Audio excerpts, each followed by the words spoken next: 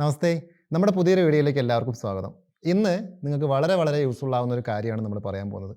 Stress എന്ന് പറയുന്ന കാര്യം, അല്ലെങ്കിൽ ഓവർ തിങ്കിങ്, അല്ലെങ്കിൽ ഡിപ്രഷൻ, ഈ ഒരു സ്റ്റേജിലൂടെ കടന്നു പോകാത്ത ആൾക്കാർ വളരെ ചുരുക്കമാണ് അല്ലേ? എല്ലാ ആളുകളും നമ്മുടെ വർക്കിൻ്റെ ഭാഗമായിട്ടും ഡെയിലി ലൈഫിൻ്റെ ഭാഗമായിട്ടും അല്ലെങ്കിൽ ഫാമിലി പരമായിട്ടും ഇനി ഇതൊന്നുമില്ലാതെ ഒരു കാരണമില്ലാതെയും ഓവർ തിങ്കിങ്ങും ടെൻഷനും ഡിപ്രഷനും ഒക്കെ ഫേസ് ചെയ്തുകൊണ്ടിരിക്കുന്ന ആളുകളാണ് കൂടുതലും നമുക്ക് ചുറ്റുള്ളത്.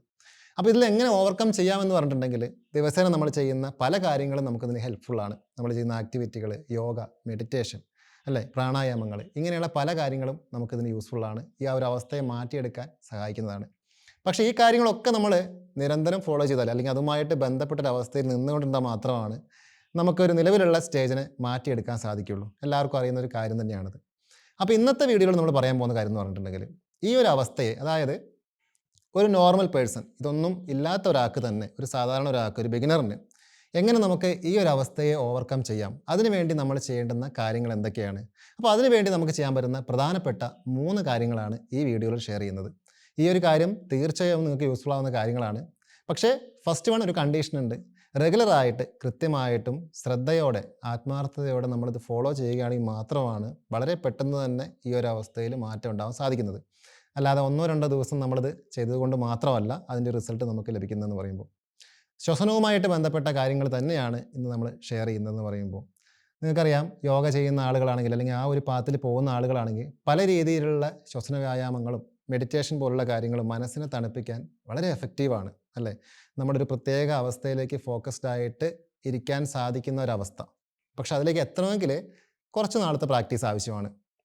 എന്നിരുന്നാലും നിലവിൽ നിങ്ങൾ വളരെയധികം ബുദ്ധിമുട്ട് അനുഭവിക്കുന്ന ഒരാളാണെങ്കിൽ നിങ്ങൾക്ക് വളരെ വളരെ യൂസ്ഫുൾ ആവുന്ന കാര്യങ്ങളാണ് ഇത് 3 എന്ന് പറയുമ്പോൾ. പ്രത്യേകമായിട്ട് ഇതിന് വേണ്ടിയിട്ട് ഒരു പ്രിക്വേഷൻ്റെ ആവശ്യമില്ല. ആകെയുള്ള ഒരു കാര്യം എന്ന് പറയുമ്പോൾ, നിങ്ങളൊരു മെഡിറ്റേഷൻ അല്ലെങ്കിൽ ഒരു പ്രാർത്ഥനയ്ക്ക് മുമ്പ്, അല്ലെങ്കിൽ യോഗ ചെയ്യുന്നതിന് മുമ്പായിട്ട് നിങ്ങൾ എന്തൊക്കെ കാര്യങ്ങൾ പാലിക്കാറുണ്ടെന്ന് ശ്രദ്ധിക്കുക. നമ്മൾ നല്ല നീറ്റായിരിക്കണം അല്ലേ? എംപ്റ്റി സ്റ്റൊമക്കായിരിക്കും, ഫ്രഷ് ആയിരിക്കും, രാവിലെയോ അല്ലെങ്കിൽ വൈകുന്നേരമോ ഉള്ളൊരു സമയമാണ് നമ്മൾ തിരഞ്ഞെടുക്കുക. ഇങ്ങനെ ഇത്രയും കാര്യങ്ങൾ മാത്രം ശ്രദ്ധിച്ചാൽ മതിയാവും. ഒരു സമാധാനത്തോടെ സ്വസ്ഥമായൊരു സ്ഥലത്ത്, എയർ സർക്കുലേഷൻ ഉള്ളൊരു സ്ഥലത്തിരുന്നുകൊണ്ട് ഇന്ന് നമ്മൾ ഈ പറയുന്ന കാര്യങ്ങൾ നിങ്ങൾക്ക് ചെയ്യാവുന്നതാണ്. ഇപ്പോൾ യോഗ ആസനാസ് ചെയ്യാത്ത ആളാണെങ്കിൽ, ഇപ്പോൾ യോഗ എന്ന് പറയുമ്പോൾ നിങ്ങൾക്കറിയാം, ആസന മാത്രമല്ല, അതിൽ പെടുന്ന എല്ലാ കാര്യങ്ങളും കൂടി കൂട്ടിയിട്ടുള്ളൊരു വേർഡാണ് യോഗ എന്ന് പറയുമ്പോൾ.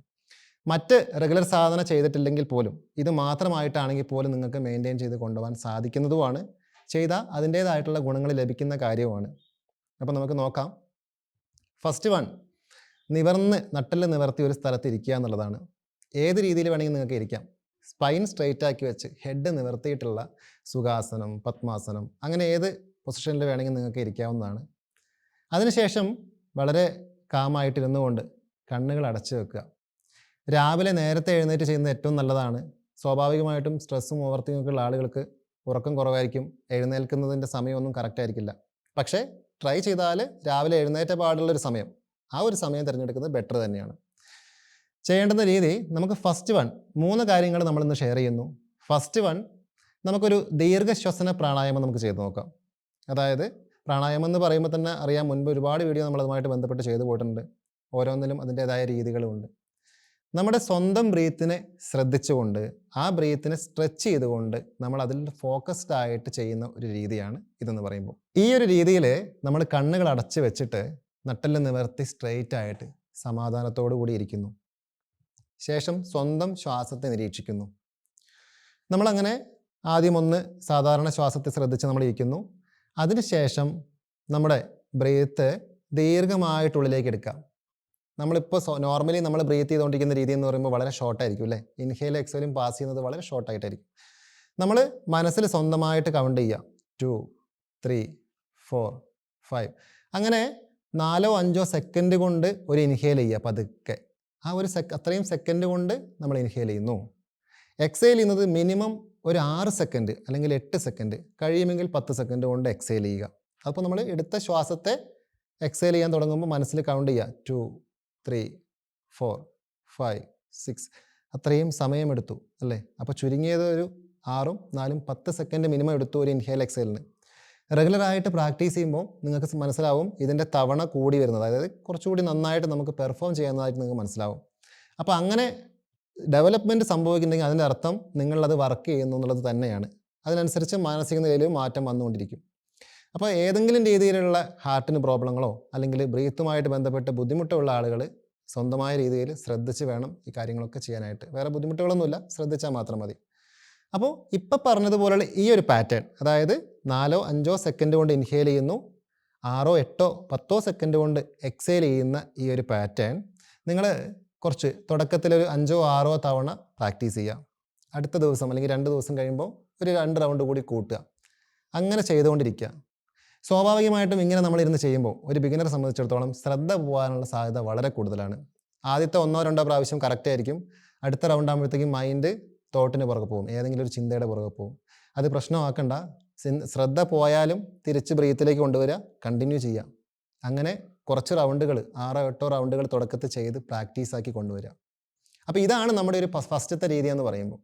ഈ രീതി നമുക്ക് പറയുമ്പോൾ വളരെ എളുപ്പമായി തോന്നാമെങ്കിലും ചെയ്തു തുടങ്ങുമ്പോൾ നമ്മുടെ ശ്രദ്ധ ബ്രീത്തിൻ്റെ കൂടെ ഉണ്ടെങ്കിലാണ് ആ ഒരു കാര്യം നമുക്ക് കംപ്ലീറ്റ് ചെയ്യാൻ സാധിക്കുക. ഇരിക്കുന്ന സമയത്ത് ചിലപ്പോൾ നമുക്ക് ബോറിങ് തോന്നാം, ബുദ്ധിമുട്ട് തോന്നാം. അപ്പോൾ ഇതൊക്കെ ഇല്ലാതാക്കാനായിട്ട് ഏറ്റവും സുഖകരമായ ഒരു അവസ്ഥയിൽ ഇരിക്കണം കേട്ടോ. ഫസ്റ്റ് ഇരിക്കുമ്പോൾ നമ്മൾ ചമരം പടിഞ്ഞാണ് ഇരിക്കുന്നെങ്കിൽ പോലും ഒരു പില്ലോയൊക്കെ വെച്ചിരിക്കുകയാണെങ്കിൽ കുറച്ചുകൂടി കംഫർട്ടായിട്ട് നമുക്ക് ഇരിക്കാൻ സാധിക്കും. അപ്പോൾ ഇതാണ് ഫസ്റ്റത്തെ നമ്മുടെ ഒരു രീതി എന്ന് പറയുമ്പോൾ. സെക്കൻഡ് വൺ, മുൻപ് നമ്മൾ ചെയ്തു പോയിട്ടുള്ളൊരു കാര്യമാണ് ഭ്രാമരി പ്രാണായാമം എന്ന് പറയുമ്പോൾ. ശ്വാസം ഉള്ളിലേക്ക് എടുത്തിട്ട് എടുത്ത ശ്വാസത്തിന് ഒരു വണ്ട് മൂളുന്നത് പോലെ ഒരു ഹമ്മിങ് കൊടുക്കുകയാണ് അതിൽ ചെയ്യുന്നത്. അതായത് നമ്മൾ ശ്വാസം ഉള്ളിലേക്ക് എടുത്തു, ആ എടുത്ത ശ്വാസം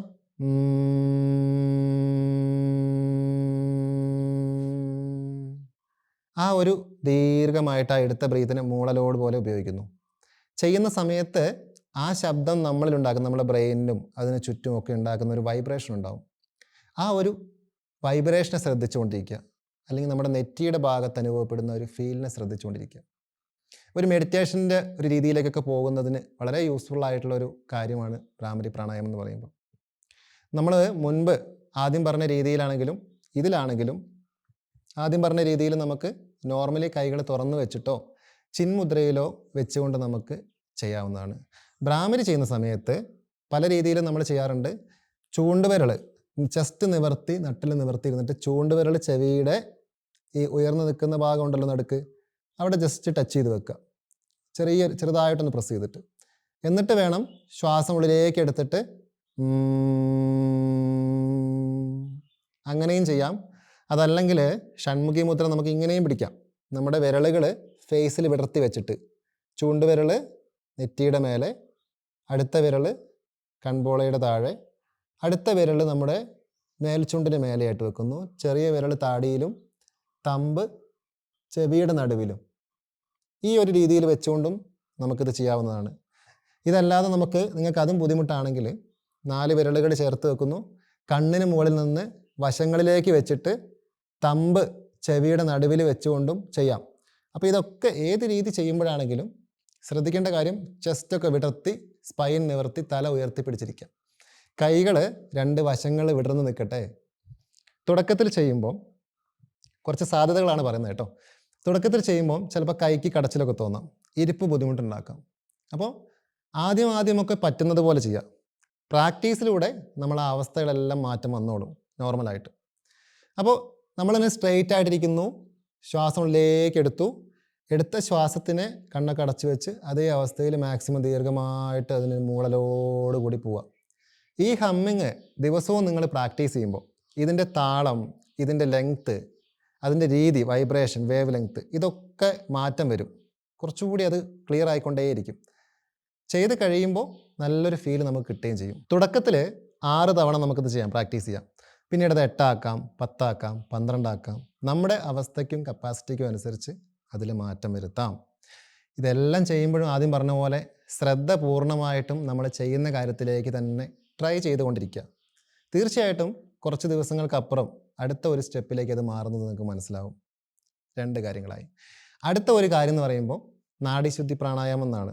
അതായത് നമ്മുടെ ശരീരത്തിന് 2 ഭാഗങ്ങളായിട്ട് ഇടതും വലതും അല്ലേ സെപ്പറേറ്റ് ചെയ്താൽ ഇടനാടിയും പിങ്കളനാടിയും എന്ന് പറയുമ്പോൾ ഒരു സൂക്ഷ്മ രീതിയിൽ നമുക്ക് യോഗയുടെ ഭാഷയിൽ പറയാൻ സാധിക്കും. ഒന്ന് തണുപ്പാണ്, ഒന്ന് ചൂടാണ്. അതെല്ലാം മാറ്റി വെക്കാം. നാഡീശുദ്ധി പ്രാണായാമത്തിൽ നമുക്ക് ചൂണ്ടുവിരലും നമ്മുടെ തമ്പും ഇൻഡെക്സും ഉപയോഗിച്ച് ഈ രീതിയിൽ നമുക്ക് നോസിനെ കൺട്രോൾ ചെയ്തിട്ട് ചെയ്യാൻ സാധിക്കും. അതല്ലെങ്കിൽ നാസിക മുദ്ര, നടുവിലുള്ള 2 വിരലുകൾ ചുരുട്ടിയിട്ട് ഈ വിരലും ഉപയോഗിച്ചിട്ടും നമുക്കിത് ചെയ്യാൻ സാധിക്കും. ജസ്റ്റ് ഒന്ന് കാണിച്ചു തരാം. നിവർന്ന് സുഖാസനത്തിൽ നിവർന്നിരിക്കുക. ഇടത് കൈ ചിന്മുദ്രയിൽ വെക്കുന്നു. ശേഷം ഈ ഒരു നാസിക മുദ്രയിൽ കൈകൾ പിടിച്ചതിന് ശേഷം തമ്പ് ഉപയോഗിച്ച് നോസിൻ്റെ റൈറ്റ് സൈഡ് നമ്മൾ ക്ലോസ് ചെയ്യുന്നു. റൈറ്റ് സൈഡ് ലെഫ്റ്റിലൂടെ ഇൻഹേൽ ചെയ്യുന്നു. ലെഫ്റ്റ് ഹോളിലൂടെ ഇൻഹേൽ ചെയ്തു. അത് നേരത്തെ പറഞ്ഞ പോലെ ഒരു 3-4 സെക്കൻഡ് കൊണ്ട് ഇൻഹേൽ ചെയ്തു. അപ്പുറത്തുള്ള വിരൽ കൊണ്ട് ലെഫ്റ്റ് അടച്ചു, റൈറ്റ് ഓപ്പൺ ആക്കിയിട്ട് അതിലൂടെ എക്സേൽ. അപ്പോൾ മനസ്സിൽ കൗണ്ട് ചെയ്യുക. എക്സേൽ ചെയ്യുമ്പോൾ 5-6 സെക്കൻഡ് കൊണ്ടാവട്ടെ ഒരു എക്സേൽ. പുറത്ത് വിട്ടു അല്ലേ, റൈറ്റ് സൈഡിലൂടെ പുറത്ത് വിട്ടു. അതേ ഭാഗത്തൂടെ തന്നെ നമ്മൾ ഉള്ളിലേക്ക് ശ്വാസം എടുത്തു.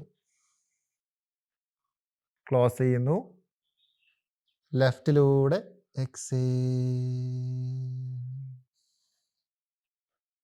ലെഫ്റ്റിലൂടെ എക്സേൽ ചെയ്തു. എക്സേൽ ചെയ്ത് അതേ സൈഡിൽ കൂടെ തന്നെ ഇൻഹേൽ ചെയ്യാം. മനസ്സിലായോ? അതായത് ലെഫ്റ്റിലൂടെ നമ്മൾ ബ്രീത്ത് എടുത്തുകൊണ്ട് സ്റ്റാർട്ട് ചെയ്തു, അത് ക്ലോസ് ചെയ്തു, റൈറ്റിലൂടെ പുറത്ത് വിട്ടു.